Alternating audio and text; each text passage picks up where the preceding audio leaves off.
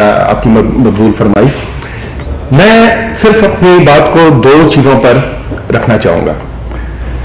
مانا کہ charter of democracy میں یہ بات طے کی گئی, دونوں پارٹیز, بڑی پارٹیز کے لیڈرز نے, محترمہ شہید بے نظیر بھٹو نے, ان کے قائد نواز شریف صاحب نے, دونوں نے دستخط کیے, وعدہ ہوا, وعدہ ایفا نہیں ہوا.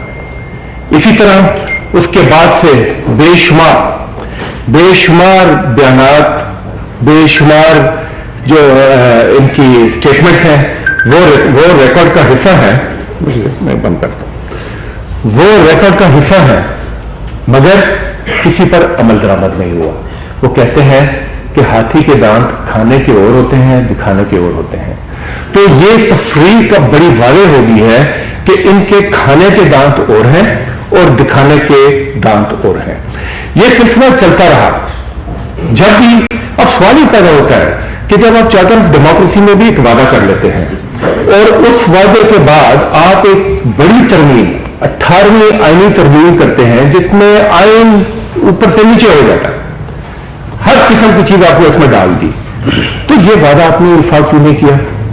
یقیناً اس کے پیچھے لاجک ہوگا اور وہ یہی سمجھ آتا ہے کہ ہاتھی کے دانت کھانے کے اور دکھانے کے اور. اسی طرح تمام تر وعدوں کے باوجود, اتنا عرصہ حکمرانی کرنے کے باوجود, اسمبلیوں میں اکثریت کے باوجود آپ نے لیجسلیشن کیوں نہیں لے کر آئے؟ اس سے بھی ثابت ہوتا ہے آپ کی نیت ٹھیک نہیں تھی. سب سے اہم بات میں کرنا چاہ رہا ہوں وہ ہے خود سینٹ کا ایوان کیا کہتا ہے. دیکھیں, آج جب یہ کیس سپریم کورٹ میں گیا تو سپریم کورٹ میں پنجاب اور کے پی دونوں صوبوں میں بھی خود speaker national assembly, chairman senate, تمام نے اوپن ووٹنگ کے حق میں اپنا موقف دیا. 2015 میں جب الیکشن ہوا, وہ پہلا الیکشن تھا کہ جس میں پی ٹی آئی نے کے پی سے کانٹیسٹ کیا تھا کیونکہ ایک ہی صوبے میں ہمارے پاس سیٹیں تھیں. اس الیکشن کے بعد بھی بڑی پارٹیوں کی جو پرانا طریقہ کار رہا اسی کے حساب سے ایک شور اٹھا کہ یہاں پر خرید و فروخت ہوئی, اور پاکستان تحریک انصاف نے تو اتنا بڑا قدم اٹھایا. اس کے بعد آپ کو یاد ہوگا کہ جب ہماری حکومت بالکل تھوڑے سے ممبرز پر قائم تھی اس وقت بھی عمران خان نے صرف اصول کی بنیاد پر اپنے 20 ایم پی ایس کو فارغ کیا, جو آج تک کسی پولیٹیکل پارٹی نے یہ ہمت نہیں کی. 2015 کے الیکشن کے بعد چیئرمین سینٹ رضا ربانی صاحب تھے جو اب سپریم کورٹ میں بھی آج کل پیش ہو رہے ہیں. لیڈر آف دی ہاؤس راجہ غفر الحق صاحب تھے, پی ایم ایل کا تعلق ہے, اور leader of opposition Chaudhry Aitzaz Ahsan صاحب تھے, پیپلز پارٹی سے. سب ان بڑی پارٹیوں کے بڑے نام ہیں. 2015 میں الیکشن کے فوراً بعد یہ چیز ایوان میں آئی کہ جب بھی الیکٹ ہو کر آتے ہیں تو ہمارے اوپر سوالیہ نشان ہوتا ہے. تو 7 اگست 2015 کو یہ ایشو ہاؤس میں ڈسکس ہوا, ڈیبیٹ ہوا.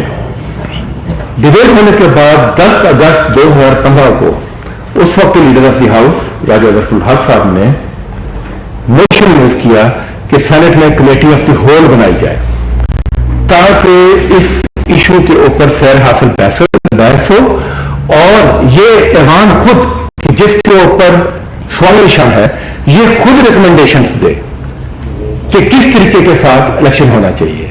اور اس وقت کی سینٹ میں بڑے بڑے نام تھے دونوں پولیٹیکل پارٹیز کے.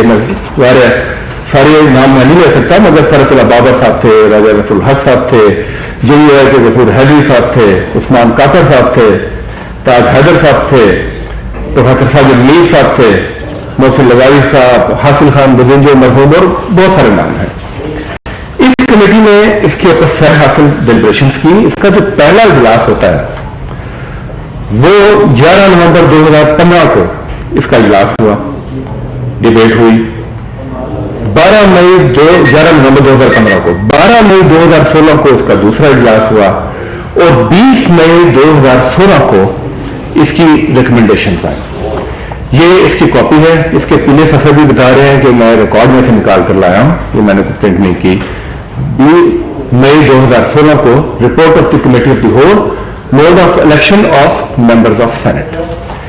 ये कमेटी जो रिकमेंडेशन देती है वो मुतफिका रिकमेंडेशन है, कोई नोट ऑफ डिसेंट नहीं है, मुतफिका रिकमेंडेशन है। और वो रिकमेंडेशन मैं आपके सामने रखना चाहूंगा। कमेटी कहती है, recommendation number 2, the existing system needs reformation in order to make it transparent. यानी कि यह बात तय होगी कि इसको रिफॉर्म किए बगैर शफाफ सेनेट का इलेक्शन मुमकिन नहीं और ये वक्त की जरूरत है। तो ये कमेटी ने तस्लीम किया। अगली तजवीज क्या देती है? Name of MNA MPS voting in the senate election shall be printed on the ballot paper, shall be printed on the ballot paper. यानी कि जो भी वोटर है उसका नाम बैलेट पेपर के ऊपर प्रिंट होना चाहिए। मीनिंग देयर बाय कि आइडेंटिफाइबल वोट के हक में उस वक्त committee senate chairman Raza Rabbani, leader of the house है रफुल Haq, leader of opposition Chaudhry Aitzaz Ahsan, उसकी ये रिकमेंडेशन है। उसके बाद क्या कहते हैं अगली रिकमेंडेशन? वही कहते हैं after in case of senate election the parliamentary party leader in the respective legislature, यानी जो भी असेंबली होगी, after declaration of results may request the competent authority to show him the ballot paper, bearing the name of the party member in order to ensure that the member has voted in accordance with party line. और ये क्यों जरूरत महसूस की? This will largely curb the tendency of floor crossing voting in favor of a candidate against the party line by taking financial benefits. यानी कहा ये कि उसका नाम होगा, जो पार्टी लीडर है वो ये चेक कर सकेगा कि इसने वोट किसको दिया, ताकि ये बात तय हो जाए कि कहीं इसने कोई खरीदो फरोख्त में मुलव्वस तो नहीं रहा, कुछ फाइनेंशियल बेनिफिट तो नहीं लिया। तो ये मैं नहीं कह रहा, ये recommendation committee of the whole senate की 2015 की है। वो इससे कदम आगे भी जाते हैं, वो यहां तक कहते हैं कि आर्टिकल 63 में ये जो डिफेक्शन क्लॉज है उसको भी इन्वोक किया जाए और ऐसे शख्स को नाअहल किया जाए। मैं नहीं कहता, committee of the whole senate मुतफिका रिकमेंडेशन दे रही है। उससे भी आगे जाते हैं और एक और जो बेज़ाब्तगी है उसकी तरफ भी वो इशारा भी करते हैं और रिकमेंडेशन भी देते हैं। होता क्या है? होता यह है कि एक पार्टी के एक सूबे में हुकूमत है, आइन की जो रूल है और जो सेनेट की रूल है, सेनेट क्या है? House of federation. यानी कि हाउस ऑफ फेडरेशन का मतलब उसमें आइन की रूह के मुताबिक चारों सूबों की नुमाइंदगी, और ताकि सूबे सही तरीके से अपने आप को रिफ्लेक्ट कर सके फ्लोर ऑफ द हाउस के ऊपर। इसीलिए इस हाउस की जरूरत महसूस हुई। मगर हुआ ये कि एक पार्टी की अगर एक सूबे में हुकूमत में मेजॉरिटी है किसी सूबाई असेंबली में, उन्होंने अपने किसी भी बंदे को कहीं से भी उठाया, उसका वोट ट्रांसफर किया और वहां से उसको इलेक्ट करा दिया। तो क्या इससे आइन की रूह मुतासिर नहीं होती? क्या उस हाउस ऑफ फेडरेशन का जो एसेंस है उस पर इसका असर नहीं पड़ता? तो उसके लिए भी उन्होंने कमेटी ने कहा कि एक शर्त आयद की कि उसको 5 साल तक रेजिडेंट होना चाहिए उस सूबे का, तभी वो सूबे का कैंडिडेट बन सकता है। ये भी एक मुतफिका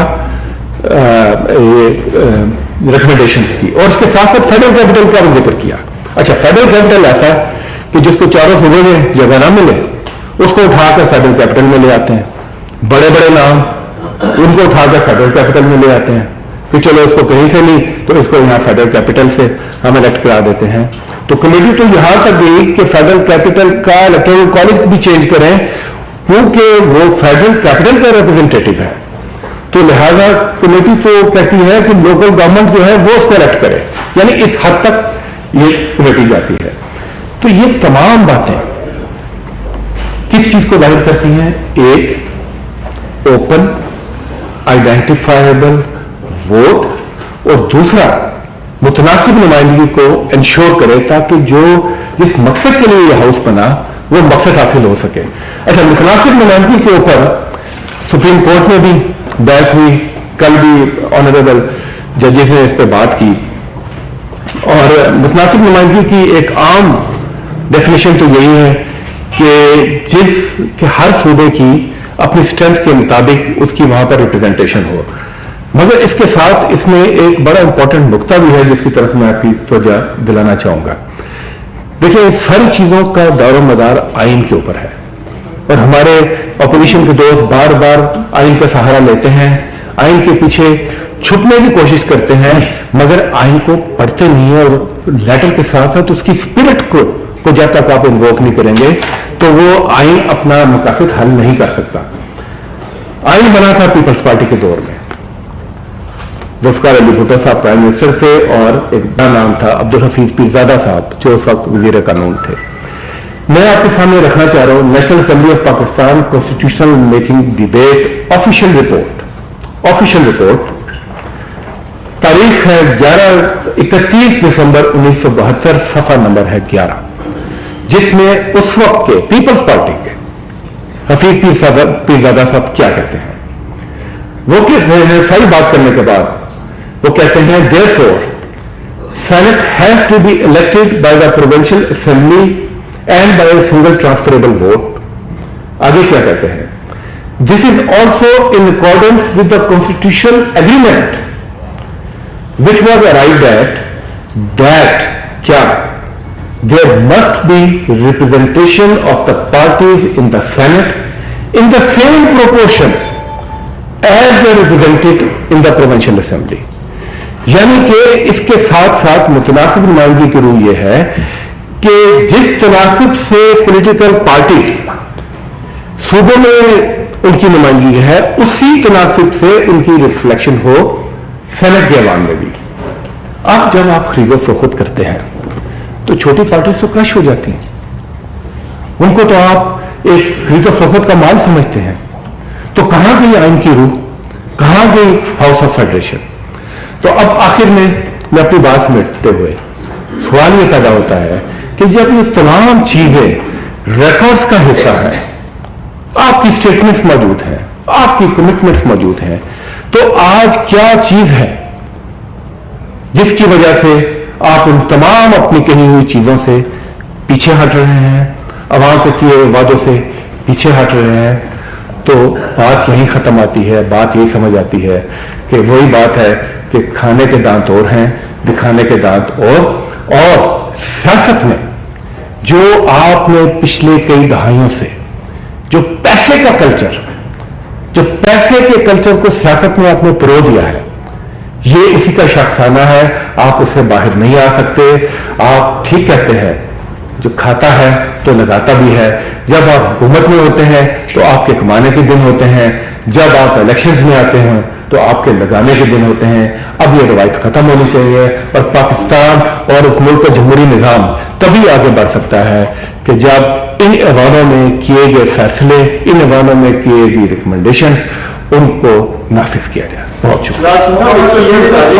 जब भी मकबूल साहब, अगला आप कर लें इसके बाद से मकबूल ने किया हुआ, तो उन्हें माइक दिया हुआ है। शहबाज साहब, जहांगीर तरीन साहब काफी सियासत से आउट है, पार्टी से भी मरहले बना होगा अभी, लेकिन ये कहा जा रहा है, खबरें ये आ रही है कि जोड़ तोड़ कर रहे हैं, लगाते कर रहे हैं, दोबारा से वो सियासत के अंदर रखे हैं इलेक्शन के हवाले से। तो इससे क्या जवाब दी है, क्या समझा जाए, किस तरीके से अपने इंडिविजुअली कुछ करें या? देखिए, ये उनका आईनी हक है, और वो पाकिस्तान तहरीके इंसाफ में भी बहुत ही उनका एक्टिव रोल रहा है, और सियासत में भी, तो अपना एक आईनी हक इस्तेमाल कर रहे हैं। ये सवाल तो आपको उनसे पूछना पड़ना है, मैं इस सवाल का तो आपको यही जवाब दे सकता हूँ कि अपना एक आईनी हक इस्तेमाल कर रहे हैं।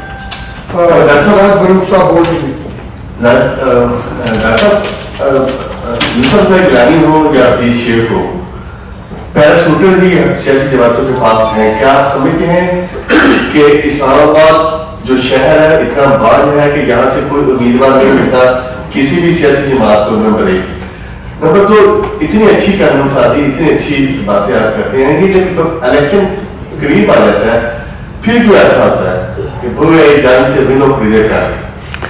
पहली बात तो आपकी इलेक्शन खरीदनी, ये तो मैं आपको बता रहा हूं कि ये तो दहाइयों से डिबेट हो रही है, और जिस कॉन्स्टिट्यूशनल अमेंडमेंट की आप बात कर रहे हैं 5 साल से वो आपके उधर स्टैंडिंग कमेटी में पड़ी रही है। एक दिन तो उसको हाउस में आना, और हाउस में आने के बाद आप जो एक तमाशा दुनिया को दिखाते हैं, बजाय उस पर बहस करने के आप सीटियां बजाते हैं, तो इसकी आपकी सीरियसनेस यहीं से पता चल जाती है। दूसरी बात यह है कि देखें, एक टर्म है टेक्नोक्रेट्स की सियासत में। हाँ, एक तरफ पॉलिटिकल वर्कर्स होते हैं, वहां पर टेक्नोक्रेट्स की भी हुकूमत साजी में एक अपनी इंपॉर्टेंस होती है, और टेक्नोक्रेट्स को हर हुकूमत अकोमोडेट करती है ताकि निज़ाम हुकूमत को बेहतर तरीके से चलाया जाए। यही मेरा आपका सवाल है। डॉक्टर साहब, मैं अप्रिशिएट कर रहा हूँ आपको कि हमारे जैसे आर्टिकल को इतनी अच्छी डॉक्यूमेंटेड चीज़ें जो उसकी हैं वो सुनने को सामने लाने के लिए आपको शुक्रिया। ये बताइए दोबारा, आप इन डॉक्यूमेंट्स को, इस होल कमेटी की सिफारिशात को सुप्रीम कोर्ट में क्यों प्रेजेंट नहीं करते, जहाँ पे रजा बारी साहब खुद आर्गूमेंट दे रहे हैं ओपन बेल्टिंग के हवाले से, जबकि उनकी होल कमेटी में तमाम सिफारिशात हो चुकी, ताकि कम से कम रिकॉर्ड पे, कोर्ट के रिकॉर्ड में भी आए कि जिस वक्त ये मौजूद थे उस वक्त इनकी सिफारिशात क्या थी और आज इनका व्यू पॉइंट क्या है। एज अ कायदे रवान आप जाना पसंद करेंगे? Thank you.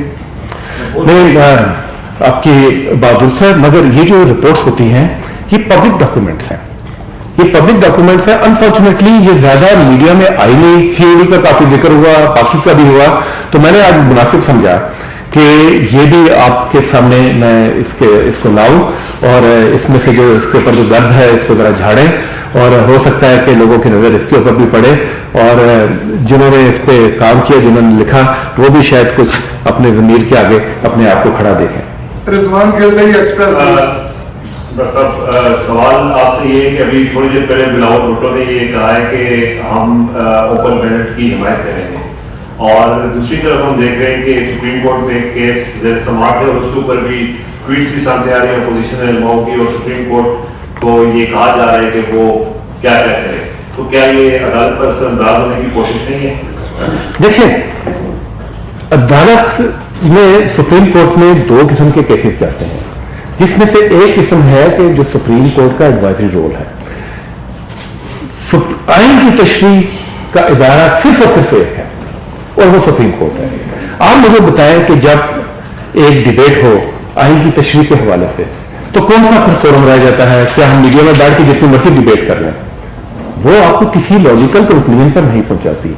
तो हुकूमत ने इसीलिए ये रास्ता लेना बेहतर समझा कि सुप्रीम कोर्ट के पास जाया जाए कि ये सूरत हाल है, आप तशरीफ फरमा दीजिएगा, आप हमारी रहनुमाई फरमा दें कि क्या एक आईनी तरमीम जरूरी है, या ये काम जो है ये एक एक्ट ऑफ पार्लियामेंट के साथ एक लेजिस्लेशन करके हो सकता है।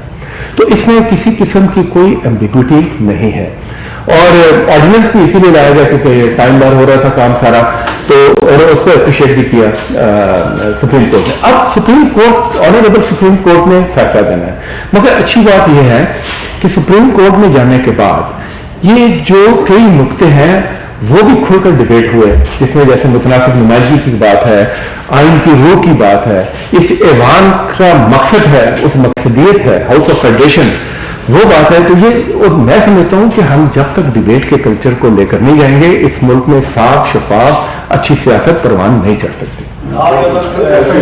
सुप्रीम कोर्ट बार बार ये बात कह रही है कि कुछ लोग नोटों के बोरियां भर के बाहर बैठे हुए हैं, जबकि सुबार साहब ने अभी ये फरमाया कि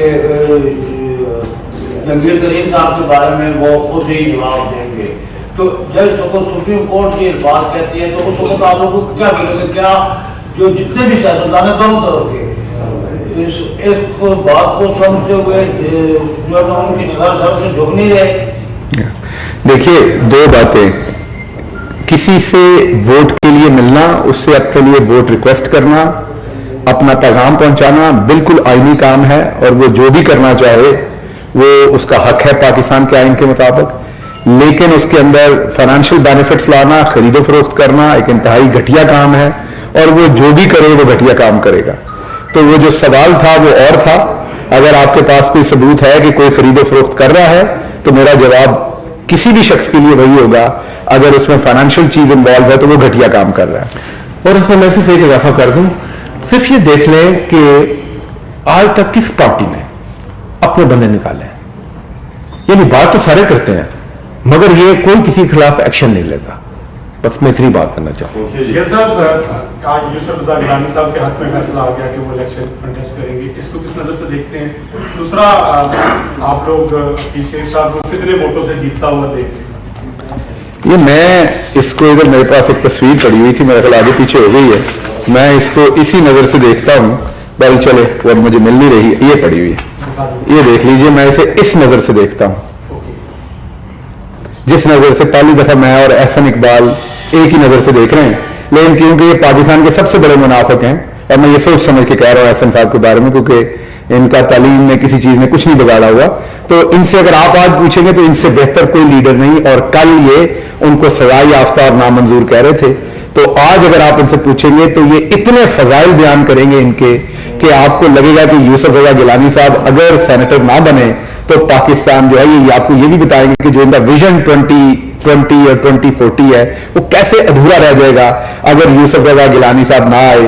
लेकिन मुझे फिक्र ये कि अगर वो आ गए तो वो जो हार पड़ा हुआ तोशाखाना में, जो पहले उनसे बड़ी मुश्किल से रिकवर किया था, उस हार के लिए फिर कोई सिक्योरिटी गार्ड रखने पड़ेंगे और उसका भी जो खमियाजा है वो कौम को भुगतना पड़ेगा। बहुत शुक्रिया।